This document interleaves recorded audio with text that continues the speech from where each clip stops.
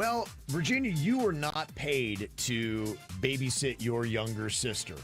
I'm sure you would have loved to have been. Yeah, but I mean, we could barely pay our bills. I knew there was no extra money for something like that. Wasn't going to happen. And that's good that you recognize that as well. That Well, you just yeah. said, "Look, we can't afford this. I'm getting in there and I'm helping out." I grew up listening to my parents scream and fight about money, so I knew there wasn't any extra. Well, apparently the new generation, they don't necessarily care about that because there is a TikToker, Shira, who is saying that kids shouldn't be forced to babysit siblings without consent or pay. This is a whole new generation. They've got rights, and they're standing up for them. And here she is making the case as to why she's going to babysit. She better be paid. Stop giving your children adult jobs that you're supposed to be doing. Okay? Do not make your kids the stay-at-home nanny or the babysitter. Do not make your kids the cook or the maid unless you are paying them for their time. And make sure that they have a choice in doing so. Understand that. Your kids are not your babysitter. Your kids are not your cook, your maid, and they need to be paid and also asked. Okay. Sorry. Okay. That's cool. So when do they start paying rent? Yeah. Right, exactly. If you want to play that game, we can play it two different ways. We can too. play it both ways. Okay. Absolutely. If I'll you pay want to this babysit. relationship to be all business and transactional, then yes, for everything you eat, I'm going to need some money on top of it. So yeah, I'll pay you to babysit, but then you're going to give me that money right back. And with the prices today, sorry, kid, it's $1,100 a month per room. Right, yeah. Yeah, this person, she would hate to grow up on a farm because you know what they do on a farm when they got more work to do, Virginia? They have another kid. Oh. And the reason why they have another kid is because you got jobs to do. Like farm kid families, my family, they were farm people. They had 10 to 15 siblings. You were born to plow. That was it. Yeah, it was 25% love, 75% get to work. And that's a generous ratio.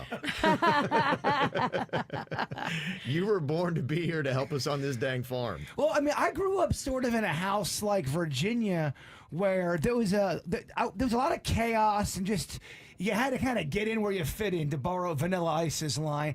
And that's what I loved about my parents. They raised us on, look, we are in this together and we all have to help each other out. If not, this will never work. We have each other's back.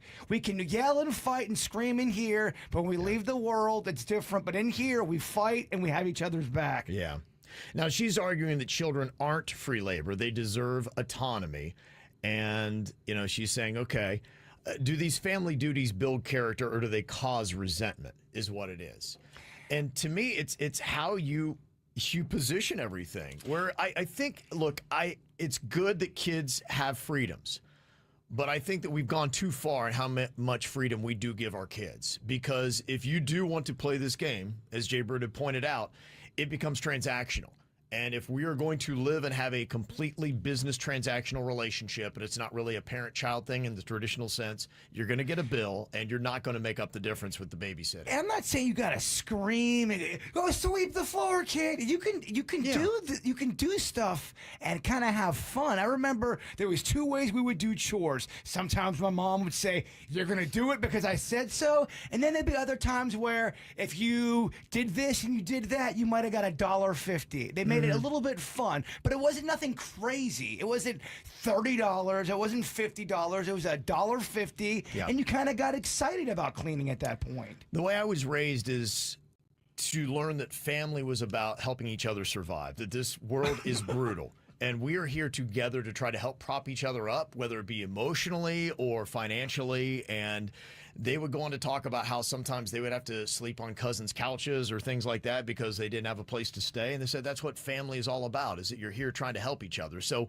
we're not going to get transactional. You're not going to get payment. It doesn't rob you of autonomy and all that kind of stuff. It just means that you are part of a family and you chip in and do your part. And let's be honest, too. There's a good there's a good percentage of that video trying to get people all fired up. I don't Of even think she course. believes that. She knows what she's She doing. knows what she's doing. I don't think she does, but her followers see that, and I'm seeing the attitudes today where kids are believing that that is how you need to think, and they are pushing back. And so these videos, though you think, it's pointless, whatever, it is shaping the attitudes of a younger generation to think, yeah, I deserve autonomy. I deserve to be paid for this. It's like, okay, well, you want to get real? We're going to get real. This is how we do. It's the KBJ Show.